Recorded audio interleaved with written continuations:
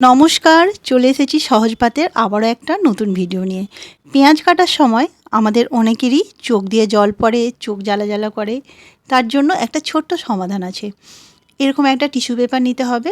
Tissue পেপারটাকে এরকম 4 চৌকো করে ভাঁজ করে নিয়ে যেখানটা পেঁয়াজ কাটা হবে পেঁয়াজের পাশে রেখে এরকম জল দিয়ে ভিজিয়ে দিতে হবে। টিস্যু পেপারের পরিবর্তে এখানে কাপড়ও নিতে পারেন।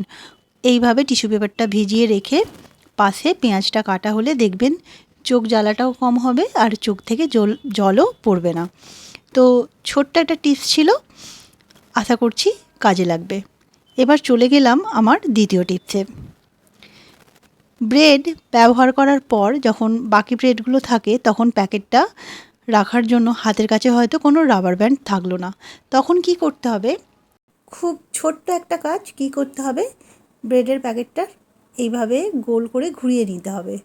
তারপর চারিদিকে প্যাকেটটাকে এইভাবে আটকে দিতে হবে। তাহলেই এটা খুব ভালোভাবে প্যাক হয়ে যাবে। এবার এটা রাখতেও সুবিধা হবে। ছোট্ট একটা টিপস ছিল, আশা করছি কাজে লাগবে। এরকম অনেক কিছু ছোট ছোট বিষয় যেগুলো আমাদের জানা থাকলে অনেক কিছু মুশকিল চট করে আসান হয়ে যায়। চলে গেলাম তৃতীয় টিপসে। বাড়িতে কাঁচের শিশি করে যখন জিনিসপত্র আসে সেগুলো ব্যবহার হয়ে যাওয়ার পর কাঁচের শিশিটা আমরা আবার পুনর্ব্যবহার করি। কিন্তু এরকম শিশির ওপরে এরকম লেবেল থাকলে সেটা দেখতে ভালো লাগবে না। আর এই লেবেলটা তোলার জন্য কী করতে হবে, এরকম গ্যাস জ্বালবেন আর শিশিটাকে যে কাগজটা লাগানো থাকে সেটা এরকম কয়েক সেকেন্ড এদিক ওদিক করে গরম করে নেবেন। বেশি গরম করতে যাবেন না, তাহলে কিন্তু শিশিটা ফেটে যেতে পারে। এই কয়েক সেকেন্ড 3-4 সেকেন্ড মতো গরম করলেই হবে। তারপর কাগজটাকে ধরে এরকম খুলবেন, দেখবেন খুব সহজে এটা উঠে চলে আসবে। তারপর শিশির মধ্যে যে আটার দাগটা থাকবে সেটা স্কচ ব্রাইট দিয়ে বা যে তারের জালিগুলো থাকে ওইটা দিয়ে ঘষে তুলে দেবেন। দেখবেন একদম পরিষ্কার হয়ে গেছে আর সেটা একদম ব্যবহারের উপযোগী হয়ে গেছে। এবার চলে যাব আমার 4 নম্বর টিপসে। বাড়িতে এরকম সসের প্যাকেট এলে সেটা কি ফেলে দেন? সেটা দেখুন, না ফেলে দিয়ে এই টিপসটা অ্যাপ্লাই করলে কতটা লাভ হতে পারে। যখন এরকম প্যাকেটটা শেষ হয়ে যাবে আর সস বেরোয় না, তখন কি করবেন, এর ঢাকনাটা আটকে দেবেন। এবার যে বেলুন কাট হয় সেটা দিয়ে এরকম নিচের দিক থেকে বারবার প্রেস করে এরকম 3-4 বার ওপরের দিকে নিয়ে আসবেন। আর এই টিপসটা ডিশ ওয়াশ, হ্যান্ড ওয়াশ কি টুথপেস্ট এগুলোর ক্ষেত্রেও এই টিপসটা কাজে লাগানো যায়। বারবার এরকম প্রেস করার পর তারপর ঢাকনাটা খুলে দেখবেন ভেতরে যে সমস্ত সসটা ছিল সেটা সামনের দিকে চলে এসেছে আর সেটা বের করে নেওয়া যাবে। এই দুর্মূল্যের বাজারে যদি 5 টাকাও সাশ্রয় করা যায় তাহলে ক্ষতি কী আছে, সেটা তো ভালোই। চলে গেলাম আমার 5 নম্বর টিপসে। পুরানো খবরের কাগজ যে কত কাজে লাগে তার কোনো হিসাব নেই। যাই হোক, খবরের কাগজটাকে প্রথমে জল দিয়ে এটাকে ভালোভাবে ভিজিয়ে নেব। এইভাবে জলে ছিটে দিয়ে দিয়ে এইভাবে ভিজিয়ে নেব। তারপর এটাকে হাতে করে একটা বলের আকারে মুঠো করে নেব। এইভাবে মুঠো করে নিয়ে এবার ফ্রিজের ঠিক মিডিলে মাঝখানে এটাকে রেখে দেব। ফ্রিজের যে সমস্ত খাবার দাবারের যে দুর্গন্ধ থাকে তাহলে এই কাগজটা সেটা অ্যাবজর্ব করে নেবে। আর 7-8 ঘন্টা পর এই কাগজটা ফ্রিজ থেকে বের করে দেবেন, দেখবেন ফ্রিজের সমস্ত দুর্গন্ধ কেটে যাবে। তো এই ছিল ছোট্ট একটা টিপস। চলে গেলাম 6 নম্বর টিপসে। আমরা অনেকেই আছি যে 2-3 দিনের জন্য আটা মাখিয়ে রেখে দিই কাজের সুবিধার জন্য, কিন্তু ফ্রিজে আটা রাখলে সেটা কালো হয়ে যায় 2-3 দিনের মধ্যেই।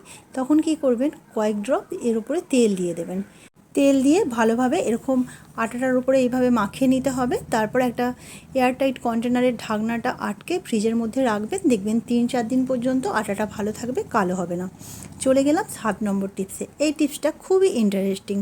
যেসব ওয়ার্কিং মহিলারা আছে কি যাদের খুব রান্নার তাড়া থাকে তাদের এই টিপসটা খুব কাজে লাগবে। আমি বেশি করে এখানে টমেটো, পেঁয়াজ, আদা, রসুন আর কাঁচা লঙ্কা নিয়ে নিয়েছি। প্রায় 3টে টমেটো, 4টে পেঁয়াজ, কয়েক ইঞ্চি আদা, একটা বড় রসুন আর 4-5টা কাঁচা লঙ্কা অল্প একটু জল দিয়ে বেটে নেব।